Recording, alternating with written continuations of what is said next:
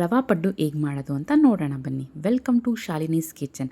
ರವಾ ಪಡ್ಡು ಮಾಡೋದಕ್ಕೆ ಅವಲಕ್ಕಿ, ಸಣ್ಣಗೆ ಹಚ್ಚಿರೋ ಹಸಿಮೆಣಸಿನ್ಕಾಯಿ, ಸಣ್ಣಗೆ ಹಚ್ಚಿರೋ ಈರುಳ್ಳಿ, ಸಣ್ಣಗೆ ಹಚ್ಚಿರೋ ಕೊತ್ತಂಬರಿ ಸೊಪ್ಪು, ತುರಿದಿಟ್ಟಿರೋ ಕ್ಯಾರೆಟು, 1/4 ಕಪ್ ರವೆ, ಮೊಸರು ಬೇಕಾಗುತ್ತೆ.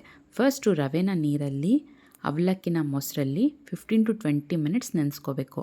ಸೊ ಅದು ಆದಮೇಲೆ ಒಂದು ಮಿಕ್ಸರ್ ಜಾರ್ಗೆ ಎರಡನ್ನೂ ಸೇರಿಸ್ಕೊಂಡು ರುಚಿಗೆ ತಕ್ಕಷ್ಟು ಉಪ್ಪು ಮತ್ತು ಎಷ್ಟು ಬೇಕಷ್ಟು ನೀರು ಹಾಕ್ಕೊಂಡು ನುಣ್ಣಗೆ ಇದನ್ನು ರುಬ್ಕೋಬೇಕು.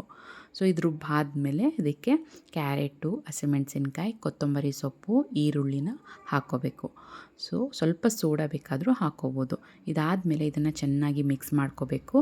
ಹಿಟ್ಟು ಚೆನ್ನಾಗಿ ಮಿಕ್ಸ್ ಆದಮೇಲೆ ಸ್ಟವ್ ಮೇಲೆ ಪಡ್ಡು ಕಲ್ಲನ್ನ ಇಟ್ಕೊಂಡು ಸ್ವಲ್ಪ ಸ್ವಲ್ಪನೇ ಎಣ್ಣೆ ಹಾಕಬೇಕು. ಎಲ್ಲದಕ್ಕೂ ಎಣ್ಣೆ ಹಾಕಿದ್ಮೇಲೆ ಒಂದೊಂದೇ ಪಡ್ಡು ಬಿಡ್ತಾ ಹೋಗಬೇಕು. ಸೊ ಪಡ್ಡು ಎಲ್ಲ ಹಾಕಿದ್ಮೇಲೆ ಇದನ್ನು 2 to 3 ಮಿನಿಟ್ಸ್ ಮುಚ್ಚಿ ಚೆನ್ನಾಗಿ ಬೇಯಿಸ್ಕೋಬೇಕು. ಸೊ ಒಂದು ಸೈಡ್ ಬೆಂದಾದಮೇಲೆ ಇನ್ನೊಂದು ಸೈಡ್ ಬೇಯೋದಕ್ಕೆ ಇದನ್ನು ಒಂದು ಸ್ಪೂನಲ್ಲಿ ಟರ್ನ್ ಮಾಡ್ಕೋಬೇಕು. ಟರ್ನ್ ಆದಮೇಲೆ ರುಚಿ ಚೆನ್ನಾಗಿ ಬರಲಿ ಅಂತ ಮೇಲೆ ಸ್ವಲ್ಪ ತುಪ್ಪ ಹಾಕ್ತಾಯಿದ್ದೀನಿ. ಸೊ ಇಲ್ಲಿ ನೋಡ್ಬೋದು ಎರಡೂ ಸೈಡ್ ಪಡ್ಡು ಬೆಂದಿದೆ. ಸೊ ಇದನ್ನು ನಾನು ಒಂದೊಂದೇ ತೆಗೆದಿಟ್ಕೊತಾ ಇದ್ದೀನಿ.